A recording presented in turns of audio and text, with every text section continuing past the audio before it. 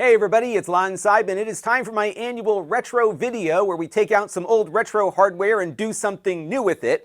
And this month I've got a fun one. Retro RGB reminded me about this project that's been going on for a while now to convert NES games to the Super Nintendo. And these are not upgrades or reprogramming of the original. This is actually porting the original game over to the Super Nintendo, but maintaining the look and feel of the original Nintendo game.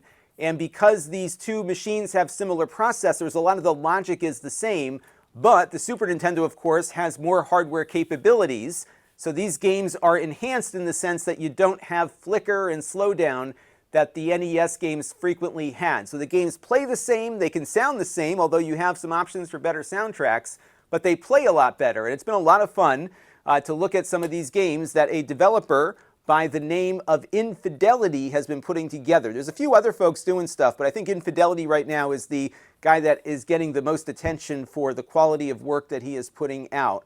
And so we're going to walk through a few of his ports here. We're going to look at the Ninja Gaiden trilogy, which just came out, but also a few other ones, and there's actually quite a few that he's put together so far, and you can find them all over on the Internet Archive, so you can download them and play them for yourself. Now today I'm actually running these on original hardware. This is a Super Nintendo from the mid-90s, and on it I have a SD to SNES flash cartridge so that we could load these games up and play it on the original hardware. But these games will run exactly like this in emulation and also on the Mister. So if you've got a Steam Deck with EmuDeck or a PC or whatever, you should be able to take advantage of what these new ports have to offer. And there are some quality of life improvements that come with them in addition to just the performance enhancements. So we're going to take a look at a couple of these that I think really stand out in just a second. But I do want to let you know, in the interest of full disclosure, that everything in this video I paid for with my own funds. No one has reviewed or approved what you're about to see before it was uploaded, and all opinions are my own, and of course this is not a sponsored video. So let's get into it now and see what these ports are all about. So what we're going to do is start off with the newest one, which is the Ninja Gaiden trilogy for the Super Nintendo. And the file structure of these has the game ROM along with a bunch of digitized audio, and this makes use of MSU-1, which is a homebrew enhancement chip for the Super Nintendo that this cartridge can emulate, but also many emulators can emulate as well. So why don't we load up the game here, and you'll see what it's all about. So we get our little MSU-1 enhancement boot up screen here, and then we can get into the game. Now I should add that I am currently hooked up via composite, and my video system only captures at 30 frames per second, so this will look better if you go and look at some of the streams that Retro RGB and others have done. But we'll do our best here. So this has all three of the NES Ninja Gaiden games here, and you can just jump through with your controller to select them. Apparently there's a way to change the games without having to reset anything. And you can hear that awesome soundtrack in the background, which we'll listen to a little bit more in a minute. So I'm going to start with the first game here, and they have three audio options. So the first option here, 2A03, is the NES soundtrack. So this will sound exactly the same as the NES game. This is the PC Engine soundtrack from the TurboGrafx and PC Engine version.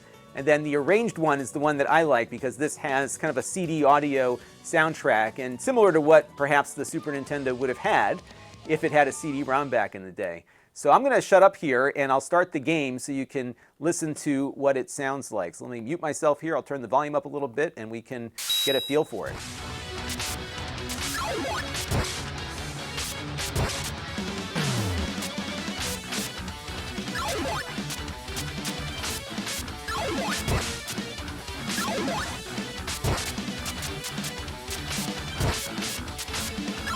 So as you can see, the game looks identical to the NES version, but it plays smoother.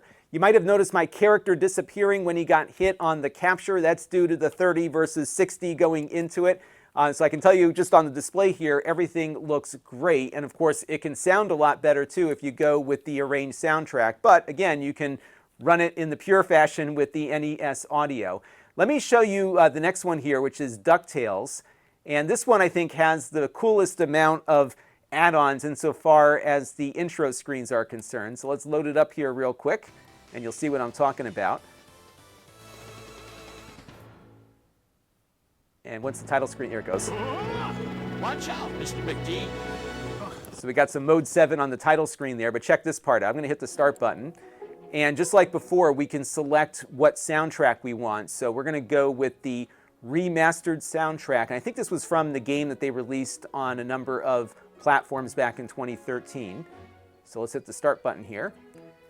And we'll do the easy game. Now here's where the copyright strikes come in. They actually have full motion video of the intro from the cartoon show. Look how good it looks.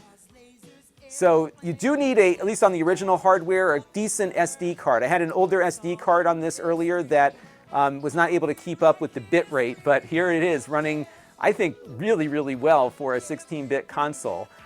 Better than any video I've seen running on the SNES, actually. And it's really a shame that we never did get that CD-ROM attachment for it. Now, just like the other game, this one feels, again, very similar to the original. You do have the enhanced music, and I'll play that here for you a little bit.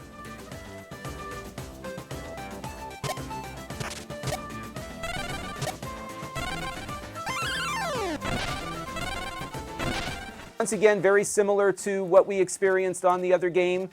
Just a nice enhancement, and if you're a fan of this game, you might like to pick this up and try it, because it is feeling a little better than the original NES version. And I would love actually to hear how some of you who are really good at these games play them now with these enhancements, because I actually think that given the game doesn't slow down, you might actually be a little better at them. So let's take a look at the next one. Now this one, of course, is Contra, and this has some of the best music and some of the best enhancements insofar as quality of life is concerned out of all the ports. So why don't we get this one going here. I'll turn the audio on too. Now you have a few choices here. All of these are the Japanese Famicom version, which has a few extra things that the American one that we got here did not. So if you select this, this will get you the soundtrack from either the NES or Famicom game or two different arranged soundtracks. This one will give you the soundtrack from the arcade version, and this one will give you the soundtrack from the movie that apparently Arnold Schwarzenegger and Sylvester Stallone were in. I don't even remember that movie, but let me go ahead here and hit the start button. The soundtrack I like the best is Vomitron, because it's got the more heavy metal kind of theme to it. So I'm going to play this one, and then you can download it and try the other ones for yourself here. And just like the other ones, we get a little video opener here with the Konami logo. That's pretty cool. Now, I haven't been able to get my Konami code entered here, so I have to try to get my timing better. I think that video screws up the intro screen here. But I will turn my mic off here and I'll show you a little bit of gameplay real quick. Wait, this is the intro that the Japanese version got that we did not get here in the United States. And they also had this little map that would show up too. All right, I'm going to shut up now.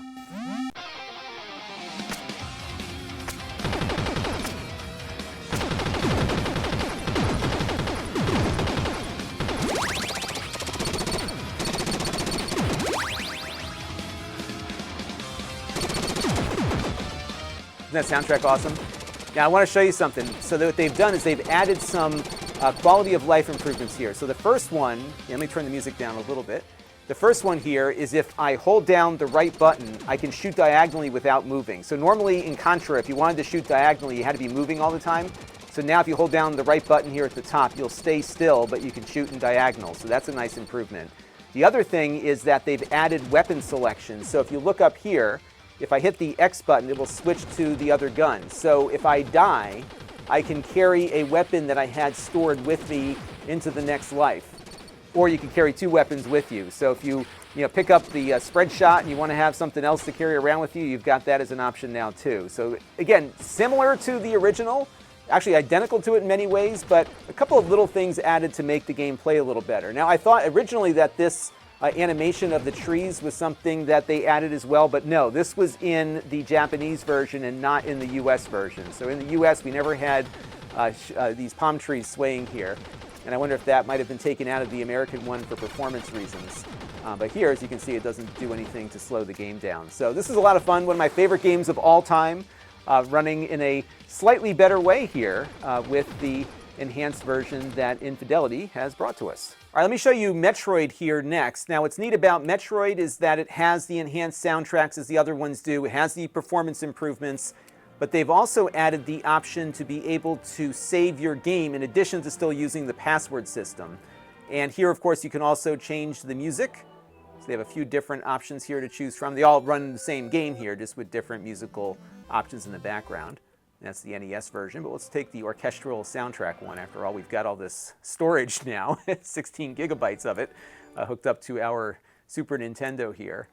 And I'll just jump into the game real quick so you can just see that. It plays pretty much the same as original Metroid does, again, without the slowdown. But as you can see now, I've got like the Zelda-style save game function.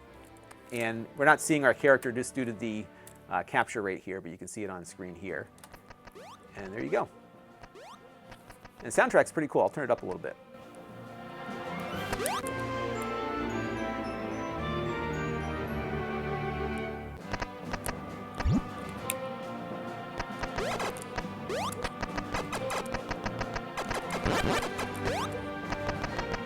As I mentioned, you don't need original hardware to make this work. You can run it on an emulator or on the Mister.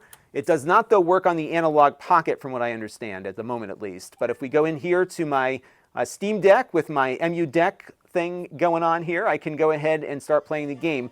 One note is that the retro achievements, which you will find work with the original NES games, don't appear to work with these yet. So if you are working up on your achievements, you might still want to run the original.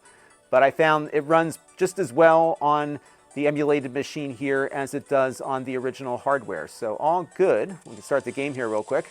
And I should add, too, that he did not take out the cutscenes. I just skipped through them just so we could get into the gameplay before.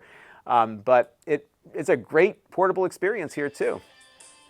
And there you go. So we're into the game here, and everything is looking and sounding just as good as it did on the original hardware. Pretty cool stuff. So we've got more games here than we have time for, but they are all a lot of fun, and many of them have really nice enhanced soundtracks. The Zelda games in particular are very nicely touched up, but are not too touched up. They still look and feel exactly like the originals.